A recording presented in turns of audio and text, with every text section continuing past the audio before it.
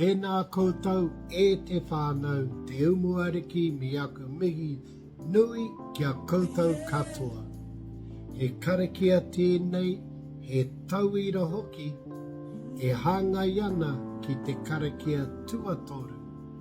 Welcome the fruits. Nau mai e ngā hua. Nō reira, whakaroho, titiro, kōrero mai. Nau mai e ngā hua, o te wao, o te ngākina, o te wai tai, o te wai Māori. Nā tāne, nā tangaroa, nā rongo, nā maru. Ko rangi nui e tui honei, ko papa tuānuku e tapoto ake nei. Kia tūturu, whakamaua, kia tīna, haumi e, oie, tai ki e.